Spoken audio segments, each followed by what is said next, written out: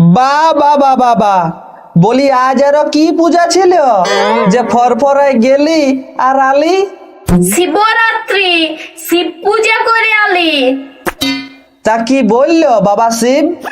ছুটুল্লে তো পূজা করছিস, শুনেছে তোর কথা? না, শুনলে তো ভালোই হইতো।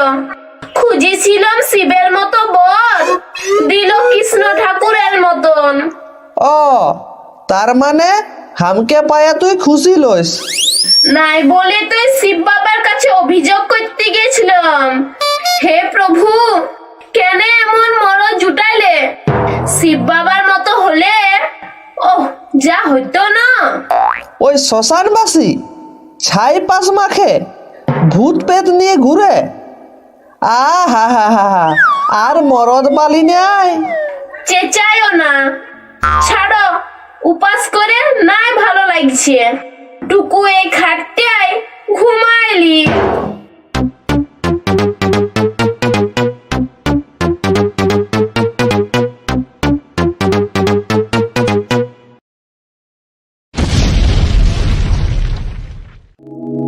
প্রভু, আপনি?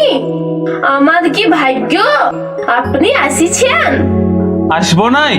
তুই কোন ছুটুল্লে ডাকছিস? হ্যাঁ বাবা, আমার তো আপনাকেই বর হিসাবে পছন্দ। কেন ওইটা দিলে আমার গলায় ঝুলাই? আমাকে তো সব মেয়েই চাই, আর আমি সবার কাছেই যাই। তোমাকে আর ছাড়ছি নেই বাবা। আজ আপনার বিহা, মানে শিবরাত্রি। আজ আপনি আমার কাছে আসিছেন, মানে আমাকে বিহা করতে এসেছেন। আমি ছাড়ছি নাই। না, আমার কাছে কেউ পর না, সবাই সমান। আপনি আমাকে কৈলাস নিয়ে চলুন বাবা, আমি আপনার সাথেই যাব। আর তোর সংসার, তোর স্বামী? দূর বাবা, আমি তো শিবের মতো বর খুঁজেছিলাম, মানে আপনাকে। আর তুই আমাকে পেয়েছিস? কই তবে এ বাবা, আপনার চেহারাটা একেবারেই আমার স্বামীর মতন। সব স্বামীর মধ্যে আমি আছি, দুনিয়ার সব নারীর স্বামীর মধ্যেই আমি থাকি। শুধু অন্তর্দৃষ্টি দিয়ে দেখতে হবে। অনেক নারী ভুল করে নিজের স্বামী ছেড়ে ইদিক উদিক পথ ভ্রান্ত হয় একটু ভালোবাসা পাবার আশায়, কিন্তু আসল ভালোবাসা পাবে তার স্বামীর কাছেই। বাবা, নিজের স্বামীকে মনের চোখ দিয়ে দেখুক, ওর মধ্যেই ব্রহ্মা বিষ্ণু মহেশ্বরকে দেখতে পাবে। সেই কথা না ভেবে নারী জাতি আজ দ্বিচারিতার প্রতিযোগিতায় নেমেছে, কোন নারী কত বেবিচারের নিচে নামতে পারে। প্রভু, তার মানে আপনি সব স্বামীর মধ্যে বিরাজ করেন?